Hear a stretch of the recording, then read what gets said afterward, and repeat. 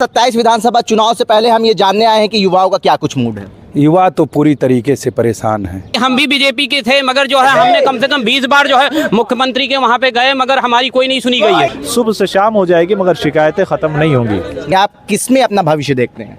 भविष्य भाजपा में देखते हैं, क्योंकि इससे अच्छी सरकार कोई है नहीं आज की डेट में। लेकिन सबको सरकारी नौकरी देना भी संभव अच्छा, नहीं आप है। पढ़ाई कर रहे हैं, आपका क्या आप क्या बनना चाहते हैं भविष्य में? हम बनना चाहते हैं वो हम बनेंगे भविष्य में। पूरा युवा समाजवादी पार्टी के साथ है। 27 विधानसभा चुनाव से पहले हम ये जानने आए हैं कि युवाओं का क्या कुछ मूड है। युवा तो पूरी तरीके से परेशान है। युवा की पढ़ाई ध्वस्त हो चुकी है। जिस तरह नौकरियां है ही नहीं तो युवा बहुत बेचैन और उदास है। लगातार आप देख लीजिए, शिक्षक की भर्ती देख लीजिए, 2018-17 के जो माननीय अखिलेश यादव जी के बाद अभी तक शिक्षकों की भर्ती नहीं आई। जो 69,000 थी वो भी कैंसिल करने का काम किया। अब सोचिए, लगातार 18 और 7-8 साल के बीच में जो इंटर पास करके बीएड, बीएलएड और बीटीसी और तमाम कोर्स करके जो बच्चे हैं उनके साथ क्या हो रहा है आप बताइए। तो सब लोग सबसे ज़्यादा अगर नौकरी देने का काम, युवाओं को आगे बढ़ाने का काम और सभी को आगे बढ़ाने का काम अगर किसी ने किया तो अखिलेश यादव जी को। तो सभी युवा इस बार 27 में माननीय श्री अखिलेश यादव जी को उत्तर प्रदेश का आप मुख्यमंत्री मानते हैं कि समाजवादी पार्टी में आपका भविष्य सुरक्षित है, आपको रोजगार मिल जाएगा? बिल्कुल, आप आंकड़े उठा लीजिए, मैं नहीं बोल रहा हूँ। आप ये ना कहिए कि मैं उस विचारधारा का हूँ तो इसलिए बोल रहा हूँ। आप आंकड़ों पे बात करिए। 12 से 17 के बीच में मैं इसीलिए सबसे पहले आपको शिक्षकों की बात पे बात किया कि यही शिक्षक किसी विश्वविद्यालय से पढ़ के बीएड, एमएड पता नहीं क्या फलाफल करके निकलते हैं। उस आंकड़ों में देखिए, सबसे ज़्यादा शिक्षक की भर्ती, सबसे ज़्यादा पुलिस की भर्ती, सबसे ज़्यादा मेडिकल कॉलेज ये किसने खोला? कह रहे पढ़ने के बाद भी भारतीय जनता पार्टी के सरकार में युवाओं को रोजगार नहीं मिल पा रहा है। क्या नाम है आपका? मेरा नाम विवेक मिश्रा है। मैं लखनऊ विश्वविद्यालय BA द्वितीय वर्ष का छात्र हूँ। जैसे कह रहे हैं युवाओं को नौकरी नहीं मिल पा रही है, ठीक है, सोचने का मुद्दा है। युवाओं को नौकरी नहीं मिल पा रही है। उत्तर प्रदेश की लगभग जनसंख्या 26 करोड़ पहुंच गई है। क्या 26 करोड़ पद हैं उत्तर प्रदेश में सरकारी? उसके क्या चल रहा है? Skill India, make in India, उसके तहत क्या दिया जा रहा है? लोन दिया जा रहा है युवाओं को। हाँ, लोन या उसके और ब्याज मुक्त वो भी दिया जा रहा है, ब्याज मुक्त ऋण दिया जा रहा है, जिसके तहत 1 मिनट बोल लेने दीजिए, जिसके तहत आप उसको लेके और कोई ना कोई अपना धंधा बिजनेस कर सकते हैं। बता दीजिए, सबको सरकारी नौकरी देना संभव है? दे पाएंगे? माननीय अखिलेश यादव जी सरकारी नौकरी के लिए फॉर्म भर रहे हैं, जो कंपटीशन की तैयारी कर रहे हैं, क्या वो अयोग्य हैं? अगर नहीं, अयोग्य बिल्कुल भी नहीं है। लेकिन सबको सरकारी नौकरी देना भी संभव नहीं है। पढ़ाई कर रहे हैं, आपका क्या आप क्या बनना चाहते हैं भविष्य में? हम बनना चाहते हैं वो हम बनेंगे भविष्य में। और सुनिए, अगर आप क्या बनना चाहते हैं भविष्य में, हम पूछ रहे हैं ना। ठीक है, हम मान लीजिए कांस्टेबल की जॉब पाना चाहते हैं, ठीक है। अगर वहां पे पद 300 तक निकलते हैं तो अगर हमारे अंदर ताकत है तो 300 पद में हम परीक्षा पास करके, ठीक है, 300 में से एक पद हम निकाल लेंगे। वो हमारे अंदर ताकत होनी चाहिए, ना कि सरकार हमको बांटेगी। अच्छा, ये बताइए, 300 पद की अगर वैकेंसी निकलती है और उसमें 3 लाख लोग अगर भर देते हैं, आप जनसंख्या की भी बात कर रहे हैं तो हम 3 लाख लोग का मान लेते हैं, तो क्या वो 3 लाख लोग आगे योग्य रहते हैं? ठीक है, बेरोजगारी की मार झेल रहे होते हैं? नहीं, बेरोजगारी की मार इससे पहले भी सरकारों में सबको रोजगार नहीं मिल गया, सब कलेक्टर बन के नहीं बैठे हैं, ठीक है। और उसके बाद में जो ये कह रहे हैं उसके तहत चलाए तो जा रहे हैं अब सबको। और अब क्या चल रहा है कि जैसे लॉ एंड ऑर्डर अच्छा हो गया, लॉ एंड ऑर्डर अच्छा हो गया, और वो जैसे हमारा इंफ्रास्ट्रक्चर जो रोडें सड़कें चल रही हैं। अब क्या चाहिए, विदेशी कंपनियां नहीं आती थी इसलिए क्योंकि हर चौराहे पे चेन खींच ली जाती थी।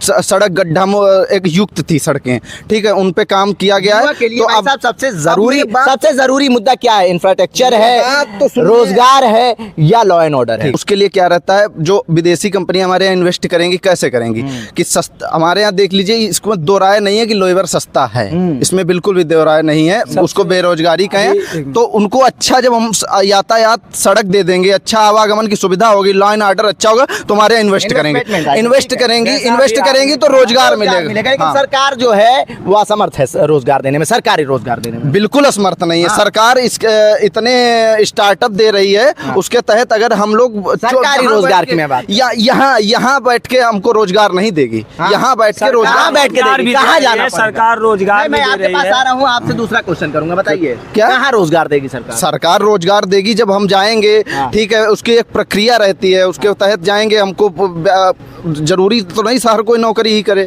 ठीक है, हमने इनसे एक सवाल करा था, युवा के लिए सबसे महत्वपूर्ण क्या चीज है? इंफ्रास्ट्रक्चर है, रोजगार है या लॉ एंड ऑर्डर है? पहले आप कटाक्ष सुन लीजिए, उसके बाद जो भी आपका प्रश्न होगा उसका उत्तर दिया जाएगा। जैसे हमारे मध्य अभी भैया ने कहा कि युवा हताश है, निराश है, चिंतित है अपने कैरियर को लेके, उसको रोजगार नहीं दिया जा रहा है। तो मैं कहना चाहता हूँ, न युवा हताश है, न निराश है, न चिंतित है, वो सुखी है, प्रसन्न है और रोजगार परक शिक्षा पा रहा है और रोजगार भी पा रहा है। भैया खुद हमारे शोध छात्र हैं, काफी अच्छा जीवन जी रहे हैं, शिक्षा शास्त्र इनका शोध चल रहा है। ये बात बोलिए, युवा खुश हैं, प्रसन्न है? कितने युवा यहाँ पे खड़े हैं, आप देख सकते हैं। कौन कौन खुश है वो हाथ उठा दे, जो नाखुश है वो हाथ उठा दे। भाई नाखुश कौन कौन है? नाखुश कौन कौन है? ठीक है, खुश कौन कौन है? सरकार से खुश कौन है? सरकार से देखिए, ये दो ही को लोग खुश नजर आ रहे हैं। हमेशा खुश रहेंगे, बिल्कुल क्यों नहीं खुश रहेंगे। हाँ, ऐसा है कि जैसे अब आप पूछिए क्या पूछना चाह रहे थे? मैं कह रहा था कि एक युवा के लिए सबसे मोस्ट इम्पोर्टेंट चीज क्या होती है? इंफ्रास्ट्रक्चर, लॉ एंड ऑर्डर या रोजगार? बिल्कुल तीनों चीजें इंपॉर्टेंट होती हैं। कि जैसे स्वास्थ्य, सरकार ने तीनों चीजें दे दी आपको। सड़क, शिक्षा, स्वास्थ्य, तीनों चीजें चाहिए हमको। कैसे? अगर आपके पास सड़क अच्छी नहीं होगी, आप कहीं जाना चाहेंगे तो कैसे जाएंगे? अब सबके पास तो हेलीकॉप्टर है नहीं कि उड़ जाएंगे। भाई हम लोग तो सड़क का ही उपयोग करेंगे। और दूसरा स्वास्थ्य और शिक्षा। पहले तो हमारा स्वास्थ्य सबसे बेहतर होना चाहिए। जब हम खुद सक्षम होंगे कुछ करने में, जब हमारा स्वास्थ्य ठीक होगा तभी तो हम कुछ कर पाएंगे।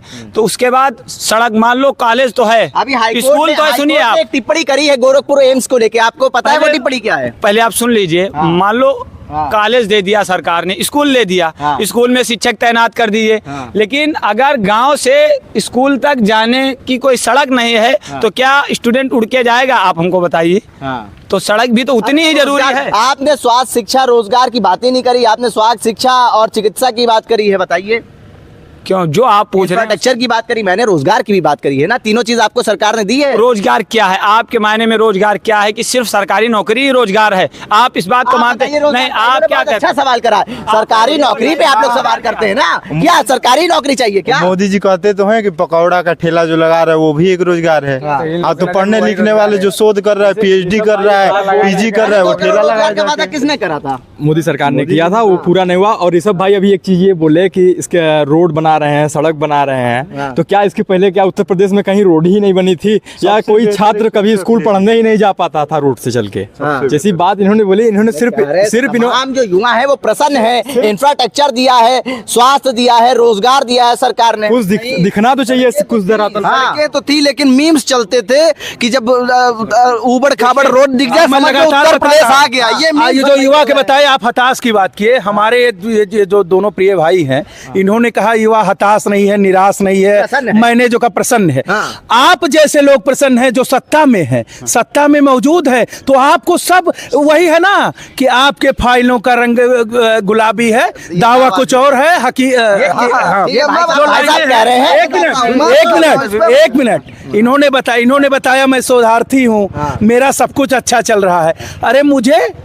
अरे यहाँ बहुत पीएचडी करने वाले जो है सड़कों पर घूम रहे हैं। 26 करोड़ की आबादी है, उसमें सरकार लोन भी दे रही है, उसमें सरकार युवा को मदद भी कर रही है लोन दिलाने में। लेकिन ये कब भी कह रहे हैं कि मैं कांस्टेबल बनना चाहता हूँ। ये कह रहे हैं युवा नहीं चाह रहा है, युवा नहीं चाह रहा। युवा की अहम भूमिका होती है चुनाव में, मानते हैं इसको आप? युवा नहीं चाह रहा है तो ये 2 बार लगातार सरकारें क्यों बन रही? अब आप कह देंगे कैमरे में कैद हो रहा है। जैसा अभी भैया ने कहा, मुख से तो कह रहे हैं हम हताश हैं, निराश हैं, लेकिन चेहरे पे उनकी बॉडी लैंग्वेज कहीं पर से 1% ये नहीं झलका रही है कि वो हताश हैं, वो निराश हैं। हम सब युवा हैं, सबकी आप बॉडी लैंग्वेज, आपका कैमरा देख रहा होगा। कौन हताश है, कौन निराश है, सब स्पष्ट हो जाएगा। सब स्पष्ट हो रहा है आपके वीडियोग्राफी में, सब स्पष्ट हो रहा है कौन हताश है, कौन निराश है। ठीक है, अच्छा आप सुन लीजिए। जाकी रही भावना जैसी, प्रभु मुहूर्त देखी तिन तैसी। यहाँ पे सेम थिंग चल रहा है।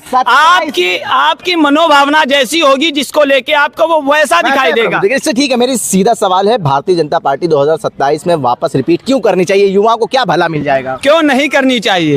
क्यों नहीं करनी चाहिए, मैं आपसे पूछना चाहता हूँ। मैं आपसे पूछ रहा हूँ ना, क्या भला मिलेगा युवाओं को, क्या लाभ मिल जाएगा? रिपीट करनी चाहिए। जैसा आपने भैया लिख के लाए, बताएंगे, बताइए। बता रहे, देखिए जब प्रदेश में सपा की सरकार थी तब भाजपा ने एक एजेंडा तय किया था, कहा था कि भाजपा में सपा की गवर्नमेंट में, सपा की सरकार में लॉ एंड ऑर्डर एकदम ध्वस्त है।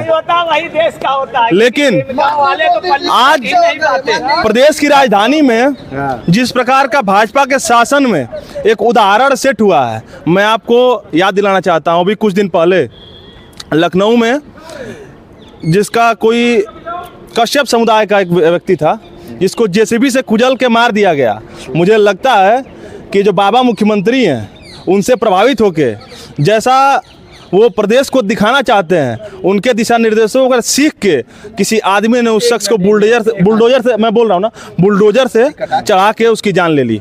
दूसरी बात, युवाओं के मुद्दे क्या हैं? युवाओं के मुद्दे में बता दूं, सुन लीजिए, युवाओं अभी जैसा भैया ने कहा कि जातिगत फैक्टर, तो सारा देश जानता है जातिगत फैक्टर किस सरकार में हावी रहा है, वाईएम की सरकार में हावी रहा है, कौन है, पूरा देश जानता है इस चीज का। लॉ एंड ऑर्डर पे सवाल कर रहे हैं ना, कह रहे 24 घंटे में 13 हत्याएं हो जा रही हैं और कांस्टेबल की भी गोली मार के हत्या हो जा रही, पूरा परिवार खत्म हो जा रहा है। हमारे प्रिय बड़े भैया ने एक व्यक्ति जातिगत नाम लेके उसको उस चीज पे ढालना चाहा, उस पे थोपना चाहा कि उस समुदाय के व्यक्ति के साथ ऐसा हुआ। इन्होंने ये नहीं कहा कि उस व्यक्ति के साथ ऐसा हुआ, इन्होंने एक विशेष समुदाय को जोड़ा, इसलिए क्योंकि ये इनके दिमाग में चलता है फूट डालो, शासन करो। क्या दर्शाना चाह रहे कि ठाकुरवाद चल रहा है उत्तर प्रदेश? नहीं, बिल्कुल नहीं चल रहा। इनके कहने से और दर्शाने से थोड़ी चलने लगेगा। तो यही कह रहे हैं कश्यप समाज यादववाद, जातिवाद तो इनके माइंड में चल रहा। इन्होंने ये नहीं कहा, आरोप तो लगता है इन्होंने ये नहीं कहा एक युवक की हत्या हुई है, इन्होंने ये कहा कश्यप समुदाय के युवक की हत्या हुई। जाति हावी है, जाति हावी है। इन्होंने याद दिलाया कि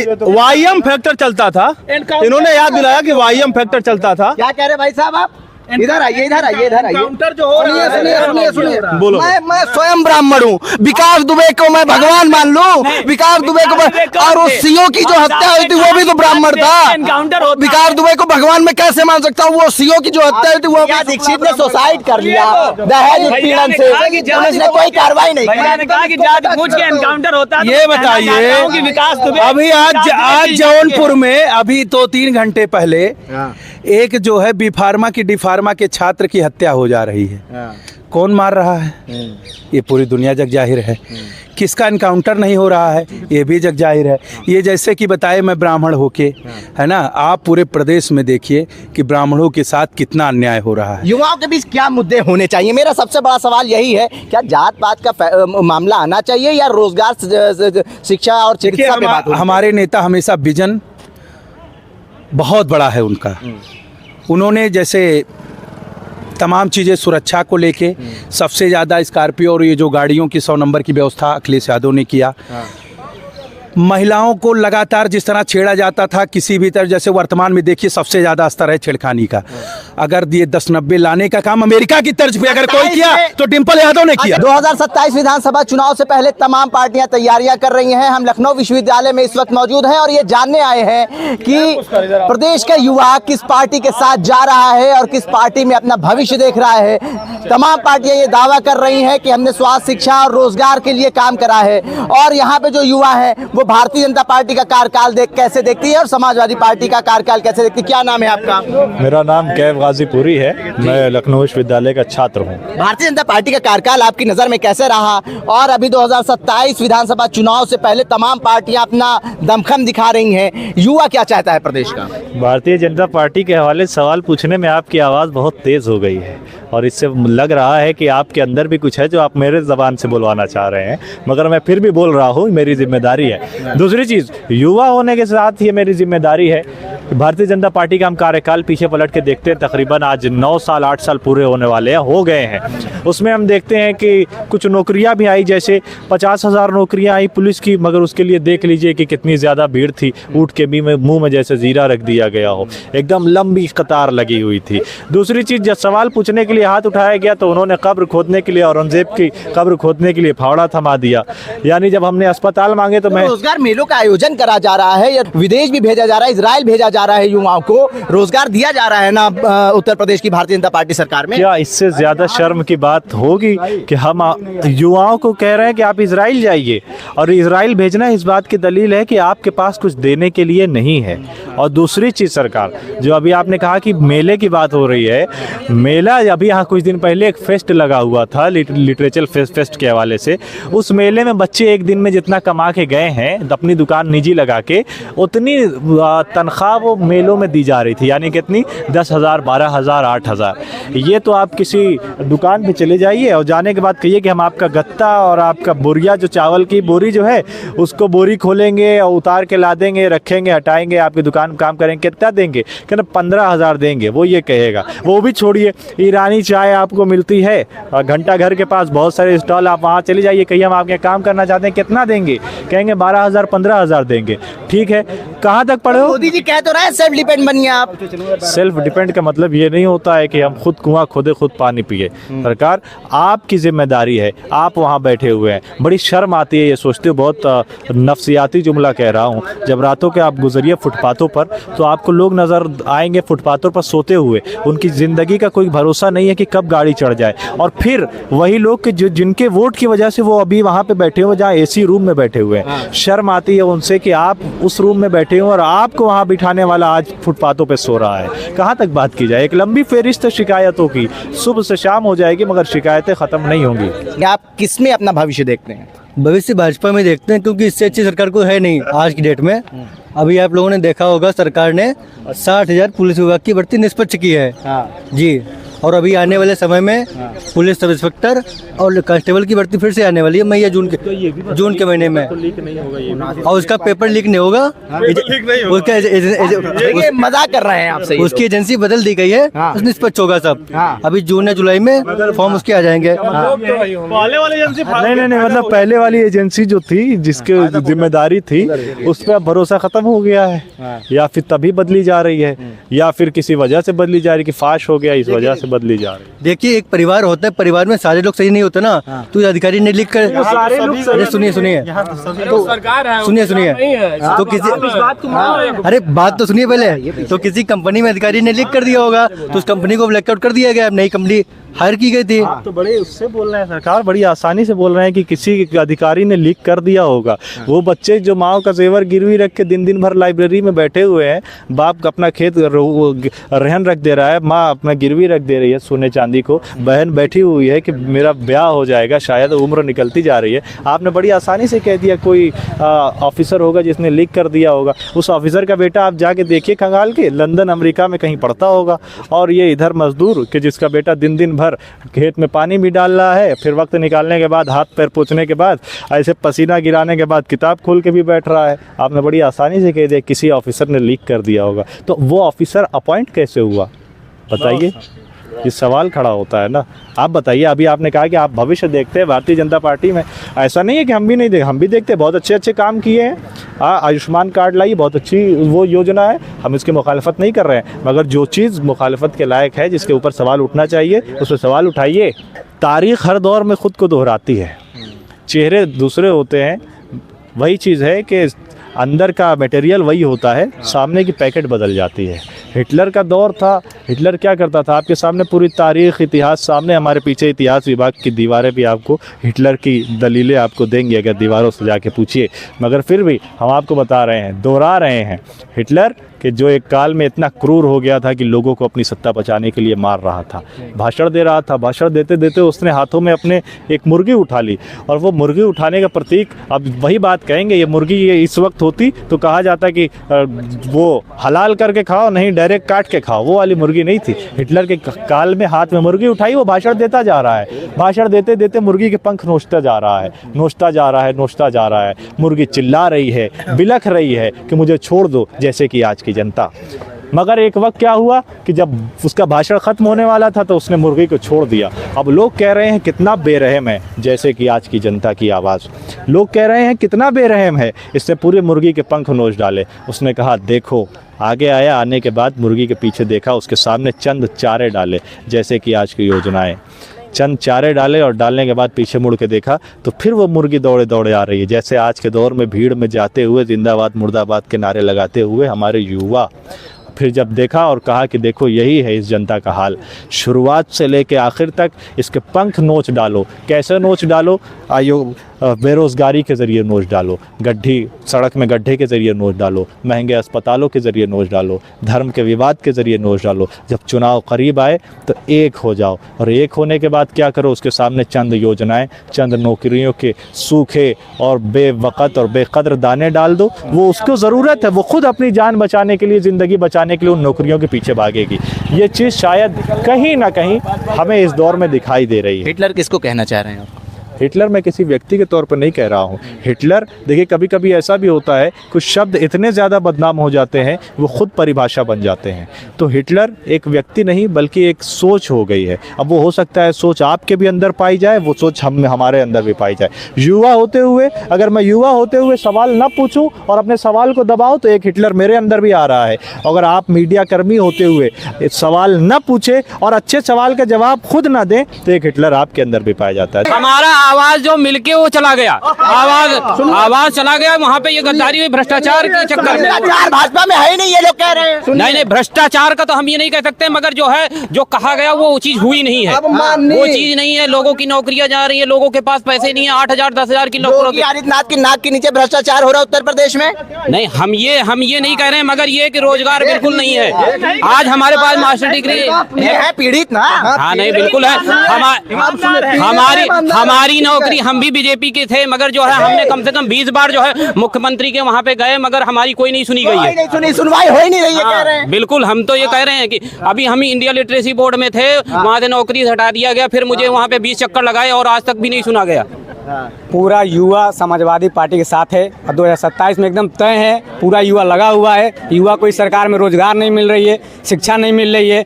और फीस की जहाँ तक बात करें, हम खुद लखनऊ यूनिवर्सिटी में पढ़ते हैं। यहाँ हम लोग आते हैं सरकारी यूनिवर्सिटी में पढ़ने के लिए कि हम लोग को फीस कम लगेगा, लेकिन यहाँ हम लोग को सब्जेक्ट पे सेल्फ फाइनेंस लगा दिया जाता है, प्राइवेट तौर पर फीस वसूली जाती है।